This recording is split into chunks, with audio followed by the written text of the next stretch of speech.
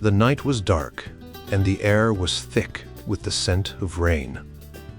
In a small, dimly lit room, a man sat hunched over an ancient book, his eyes scanning the pages with desperate intensity. The book was old, its pages yellowed and brittle, filled with the words of a long-dead saint named Augustine. The man, a scholar named Thomas, had been poring over this text for hours, searching for answers to questions that haunted him. Suddenly, a gust of wind blew through the open window, causing the candle to flicker and nearly extinguish. Thomas jumped, his heart racing. He had always believed in the power of the written word, but tonight, something felt different. As if the words on the page were more than just ink and paper, they were alive, almost as if they were speaking directly to him. He turned to a passage that he had read many times before, but this time, the words seemed to leap off the page. For God, who is rich in mercy, out of the great love with which He loved us, even when we were dead in our trespasses, made us alive together with Christ. By grace you have been saved.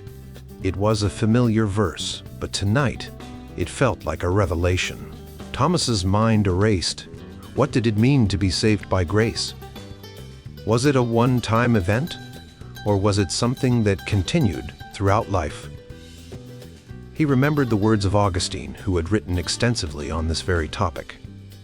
Augustine believed that grace was not just a starting point, but a sustaining force, a gift that kept the faithful on the path of righteousness. As Thomas continued to read, he came across a passage that made his blood run cold. Augustine wrote about the gift of perseverance, the idea that God's grace not only saves, but also keeps the believer from falling away. It was a comforting thought, but it also raised a terrifying question. What if someone lost this gift?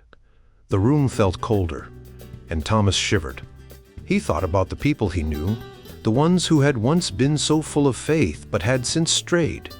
Had they lost the gift of perseverance, or had they never truly had it to begin with?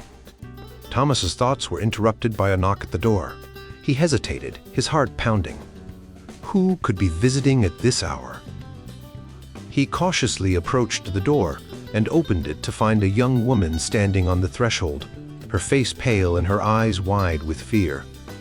"Please," she whispered, her voice trembling. "I need your help. I've been having strange dreams, and I don't understand what they mean. I'm afraid I'm losing my faith." Thomas invited her in, and as she sat down, he realized that her fear was not just about her dreams. It was about something deeper, something that touched the very core of her being. She was afraid of losing the gift of perseverance, of falling away from the path of righteousness. Thomas took a deep breath and opened the book again. He knew that the answers he sought were not just for his own peace of mind, but for the comfort of this young woman as well.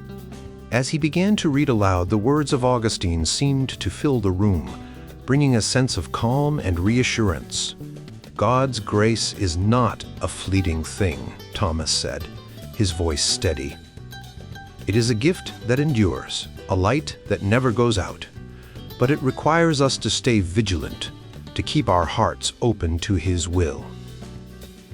The young woman listened intently, her fear slowly giving way to a glimmer of hope. As the night wore on, Thomas continued to read and to speak, his words a balm to her troubled soul. And as the first light of dawn began to filter through the window, she left the room with a newfound sense of peace, her faith renewed. But for Thomas, the questions remained. The night had been a turning point, a moment when the words on the page had come to life, and he knew that his journey to understand the gift of perseverance was far from over.